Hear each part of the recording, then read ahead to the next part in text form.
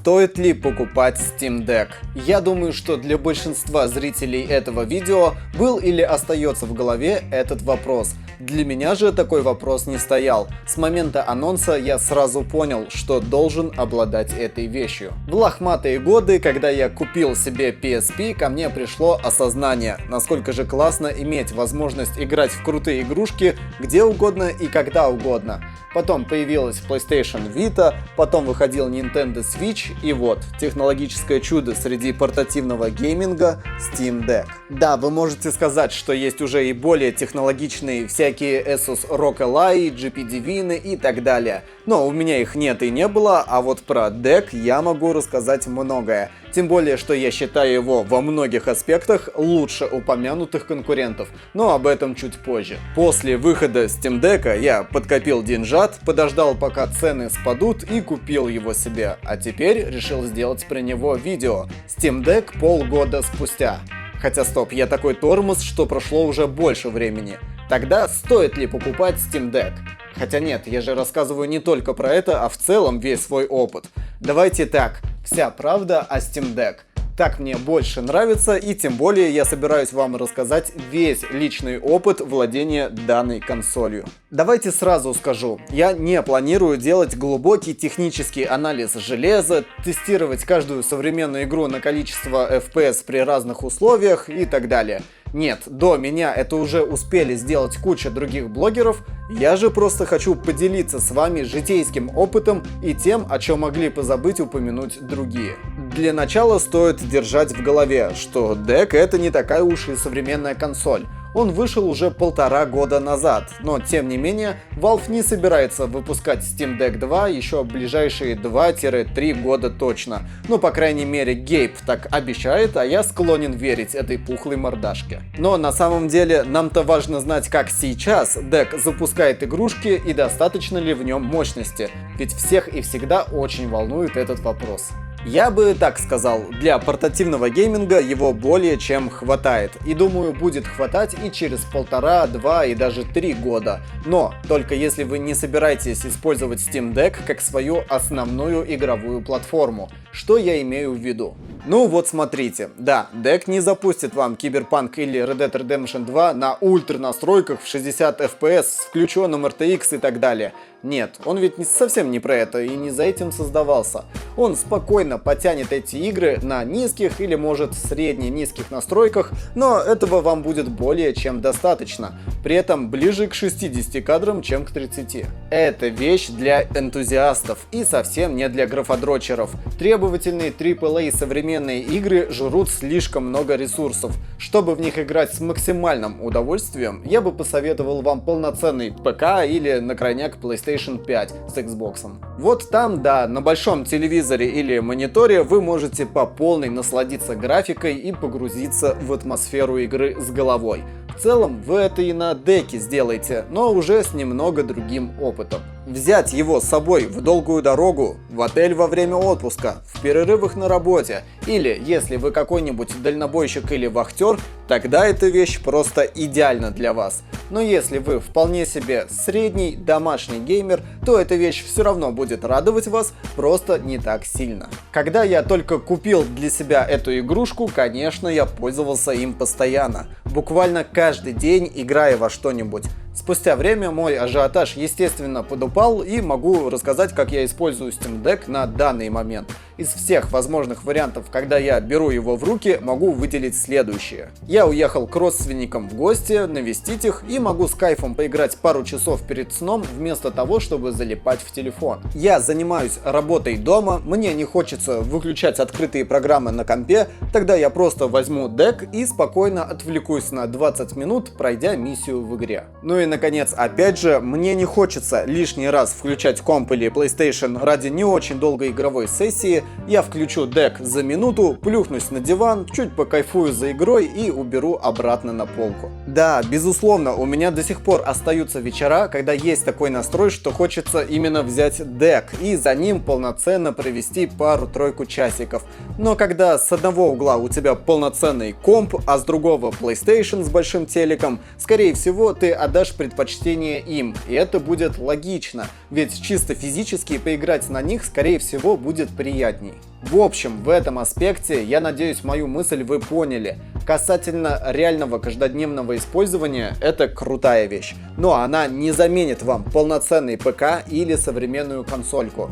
Домашний гейминг в AAA игры для больших игровых систем, а для всего остального Steam Deck. Ну и кстати, да, я все продолжаю упоминать про современные тяжелые игры, не случайно. Как я уже обозначил, DeX сможет их запустить, но не без нюансов. А вот для более стареньких проектов он просто идеален. Вот есть же у вас наверняка списочек старых игр, в которых вы вообще не играли или хотели бы еще раз перепройти. Для таких вещей Steam Deck как раз таки отличная вещь. Чтобы вы понимали его мощности, это примерно уровень PlayStation 4, Xbox One, может разве что немного послабее. Например, помните старенький эксклюзив Xbox Sunset Overdrive? В максимальных настройках стабильные 60 кадров. Игра выглядит великолепно, и проходить ее на деке одно только удовольствие. Как раз сейчас ее перепрохожу, хотя в Steam игра отмечена значком, что она не поддерживается деком, но к этому моменту мы еще вернемся. Так вот, лично я не играю на нем во всякие тяжелые киберпанки, Red Dead Redemption и так далее, но с удовольствием прошел прототипа, Bully, Sleeping Dogs, Bioshock, Batman, Devil May Cry и еще несколько крутых игр прошлого. Опять же упомяну, что и современные игры у вас пройдут без особых проблем, но максимальный кайф именно в такой условной старине. Так что если у вас большая библиотека Steam, забитая кучей непройденных игр, Steam Deck опять же отличный вариант для вас наверстать упущенное. Дальше хочу обсудить вопрос, который также волнует многих. Что там с установкой винды? Если кратко, ее можно установить на Steam Deck в качестве операционной системы, и более того, вы можете сделать так называемый Dual Boot, чтобы при запуске дека была возможность выбрать, загрузить винду или загрузить стандартную SteamOS. И сначала я хотел именно так и сделать со своим деком, но потом все же передумал. Вообще сделать Dual Boot не очень сложно, в интернете находятся инструкции, все делается без проблем. Но вот для чего это делать, я не вижу особого смысла. Сейчас объясню. Во-первых, я правда хочу похвалить Linux, причем как человек, который впервые столкнулся с этой операционной системой. Вот раньше я видел только мемы, что Linux это полная жесть, там чтобы простейшие действия сделать нужно коды в терминале прописывать, а оказывается не все так плохо. Хотя, справедливости ради, мне нужно было прописать несколько команд в терминале для работы пары программ, но это вообще легко. И в интернете все инструкции максимально подробно прописаны. А в остальных аспектах практически любые действия, которые вы делали на винде, вы сможете повторить и на Linux. Особенно, если вам не лень разбираться и нравится узнавать что-то новое. Вторая причина, почему я не вижу смысла ставить винду, это сама концепция Steam Deck. Это игровая приставка. Если вам нужно поработать в Word, помонтировать видео, сделать презентацию в PowerPoint и так далее, то вы логичнее выберете для этого полноценный ПК или хотя бы ноутбук. Тем не менее, еще раз оговорю, что большинство задач у вас без проблем получится выполнить и на Linux, но какой смысл делать это на маленьком экране, без клавиатуры и мыши? Разве что вы используете специальный хаб для подключения дека к монитору, но это уже другой вопрос. Ну и да, я понимаю, что многим очень важен вопрос пиратства, и с этим делом на стандартной SteamOS все тоже хорошо. Сможете без проблем установить пираточки и запускать их на деке, даже без винды. Я делал подробную инструкцию об этом на своем канале, если вдруг будет полезно, можете легко найти. Хотя я, конечно, советую намного проще все покупать через Steam. А что у нас по оптимизации системы? Наверняка многие из вас слышали о сырости SteamOS во время начала продаж дека. Может быть, раньше такой момент мог быть, но сейчас все работает крайне стабильно. Valve очень бережно относится к своему ребенку и последнее время доработали операционку на деке так, что она выглядит просто идеально. Так еще и огромная комьюнити всегда поможет решить любую проблему, с которой вы сможете столкнуться. Сам иногда обращался с вопросами в интернет и всегда находил ответы на любой вопрос. Система Steam Deck очень дружелюбна к пользователю. Удобные оверлеи позволяют производить быструю настройку буквально нажатием одной кнопки. Яркость, звук, сеть, вибрация, производительность – все это в одном очень удобном меню. Хочу также сказать пару слов по поводу совместимости игр. Как вы наверняка видели, у каждой игры на деке отображается значок, насколько она поддерживается. Зеленый значит отлично работает, желтый работает, но с нюансами, серый кружок неиграбельно совсем. Но на самом деле вы можете запустить практически любую игру. Тот же Sunset Overdrive или Sleeping Dogs, который у меня есть, отмечены этим значком, однако работают отлично и без проблем. Дело в том, что если игра запускается и выдает какое-нибудь окно предупреждения, как в случае с Sunset, то она автоматически попадает в список неугодных, хотя там всего-то нужно пальцем тыкнуть кнопку ОК, чтобы игра запустилась. С некоторыми особо старыми играми сложнее. Например, для запуска первого Бэтмена Arkham Asylum нужно было отдельно докачивать файлы и заменять их в папке с игрой. Впрочем, делать все те же движения, с которыми вы могли бы столкнуться на Windows, если какая-то игра у вас не запускалась бы. В этом плане Steam Deck ближе, конечно, к ПК-шному опыту гейминга, чем консольному, где можно просто запустить любую игру и наслаждаться. Что по поводу автономности? Официально заявляют от 2 до 5 часов работы в зависимости от нагрузки. И думаю, что исходя из своего опыта, могу согласиться с этим. Запускайте какую-нибудь современную игру на максимальных настройках, заряда хватит на 2 часа. Снизите количество кадров до 30 и поставите средние настройки, тогда увеличите работу дека в 2 раза. Лично мне всегда хватает зарядки на 2-3 игровые сессии. То есть вот он у меня заряжен на 100%, я возьму его поиграть на минут 40-час, положу обратно на полку. Через день вернусь, опять поиграю 1,5 часика, и уже после этого нужно будет пополнить заряд. Кстати, сам дек от 0 до 100% заряжается далеко не быстро, но вам ничего не мешает играть с подключенным проводом во время зарядки. Давайте теперь коснемся кнопок, экрана и звука. Начну с последнего. Он намного лучше, чем я представлял. 2 динамика находятся на передней стороне консольки, так что направлены прямо на вас. Звук достаточно сильно громкий и качественный. Не знаю, с чем сравнить, но звучит, по-моему, лучше, чем любой ноутбук, с которым мне приходилось иметь дело. Для игры в портативе более чем приятно.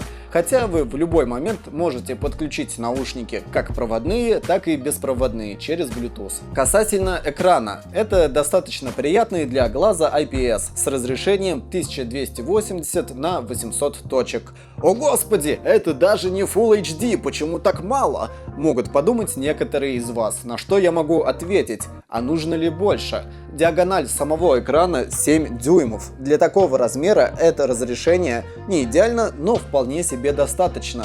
У моего основного монитора разрешение 2К, и когда я играю в одну и ту же игру сначала на большом ПК, а потом на экране дека, то даже не замечаю особо существенной разницы. Никаких точек или нечеткости вы точно не увидите.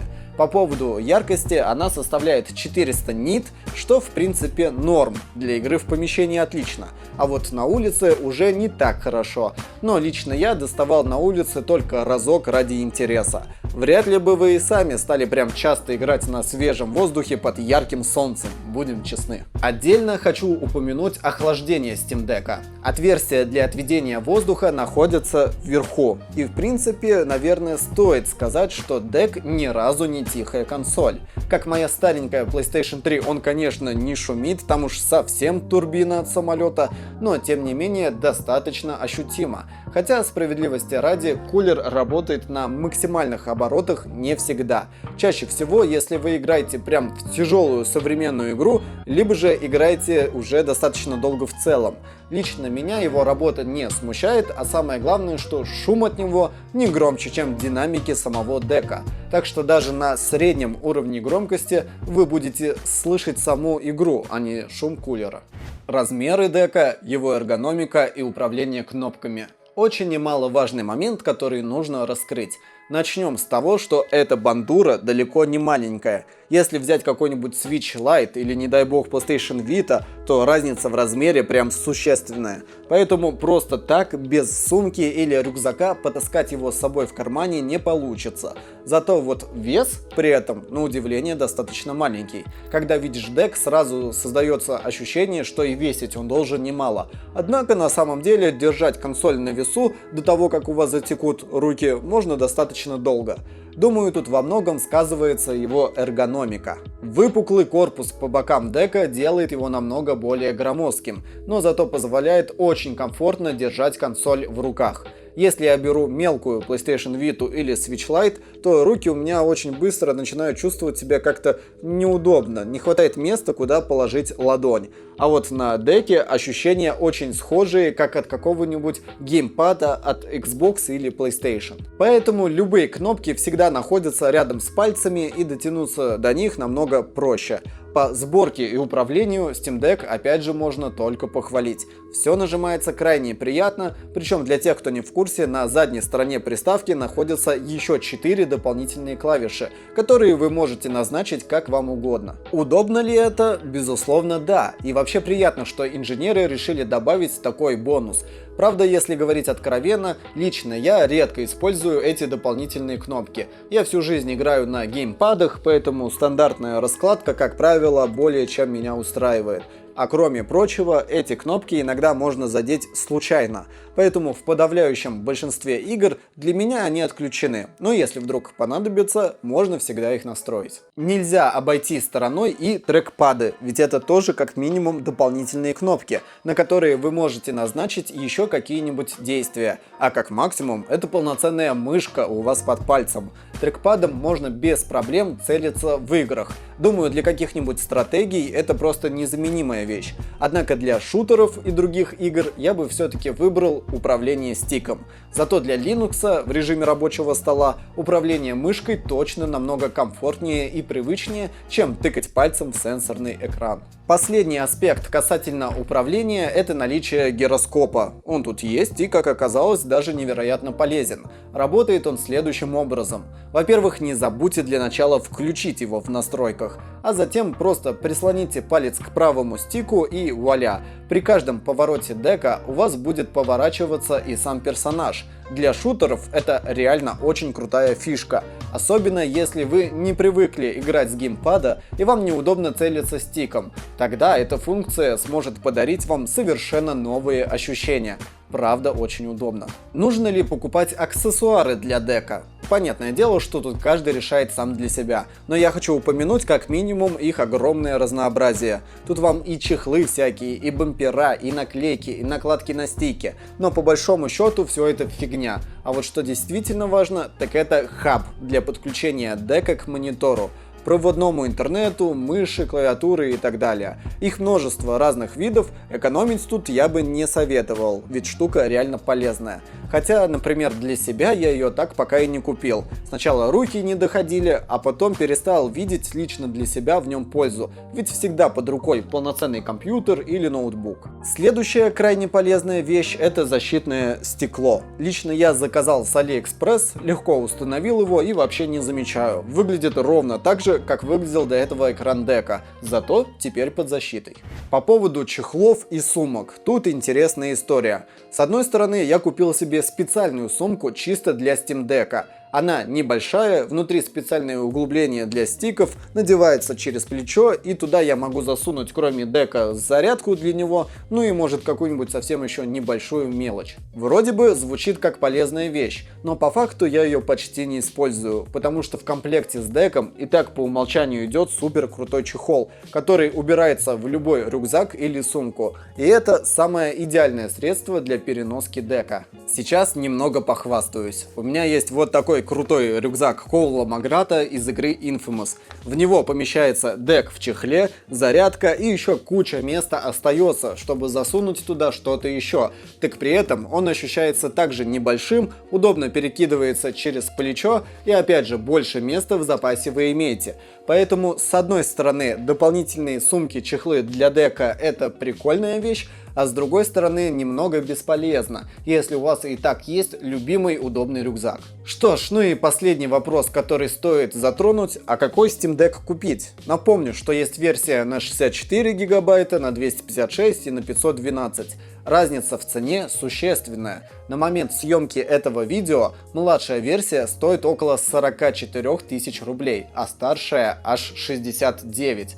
Мне, кстати, повезло урвать в начале года за 39,5. Самый лучший вариант, как стоит поступить, это купить минимальную версию на 64 гигабайта и самому заменить SSD на диск большего объема. Если не знаете, как это сделать, то канал GameTalk и его ведущий Алекс к вашим услугам. Я выпускал самую подробную инструкцию по замене SSD на российском YouTube, встретился со всеми проблемами, которые только могут возникнуть, и показал их решение. Видео уже на канале по ссылке в описании, советую ознакомиться. Но если вы не разбираетесь в технике, боитесь лезть самостоятельно и менять SSD, тогда я могу вам посоветовать брать версию только на 512 гигабайт. Лично я себе установил вообще 1 терабайт памяти и очень даже доволен. Минимальная версия на 64 это просто смешно, там ни для чего места не хватит, а 256 это максимум 2-3 крупные игры из вашей библиотеки. Так что либо 512 гигабайт задорого, либо вы сами меняете SSD на большую память задешево. В моем случае получилось сэкономить значительно. Я получил 1 терабайт памяти дека за 39 600 рублей стоимость дека, плюс 8000 рублей стоимость SSD диска. Итого 47 тысяч рублей. Ну, может, там немножко с копейками, но тем не менее, это намного выгоднее, чем покупать вариант на 512 гигабайт, да и даже на 256 гигабайт. Итак, подведем итоги. Steam Deck это просто прекрасная консоль. Она доставила мне кучу позитивных эмоций, я до сих пор использую его каждый день, и он очень мне нравится. Да, я бы сказал, стоит учитывать, что эта приставка не для всех. По сути дела, это ведь даже не приставка, а мини-ПК, по сути ноутбук со встроенным джойстиком. Однако те ощущения, которые он дарит, несравнимы ни с чем. Никакой игровой ноутбук или PlayStation или даже большой ПК не сравнится с этим портативным опытом использования Steam Deck. Особенно в тех моментах, когда вы без опар просто вот так вот берете его с полки, плюхаетесь на диван или кресло и наслаждаетесь минут 20 геймплеем в любимой игрушке. Когда у вас нет времени на полноценную долгую катку, чтобы загружать все ваши консоли и приставки, а просто хочется ненадолго отвлечься. Или сделать это где-то по дороге. Тогда эта приставка просто идеальна. Да, наверное, эта консоль не подойдет графодрочерам и подобным людям, которым очень важен аспект графики и других подобных вещей. Она больше все-таки для энтузиастов, кто любит поиграть на ходу, кто любит это сделать в комфортной позе на диване и кто любит поковыряться вот во всяком таком новом для себя. Таким образом, я бы, наверное, мог порекомендовать каждому такую вещь к покупке. Главное определиться, действительно ли она вам нужна. А на этом все. Всем спасибо за просмотр. Пишите в комментариях, как вам Steam Deck и что вы вообще думаете про эту приставку. Увидимся в новых видео.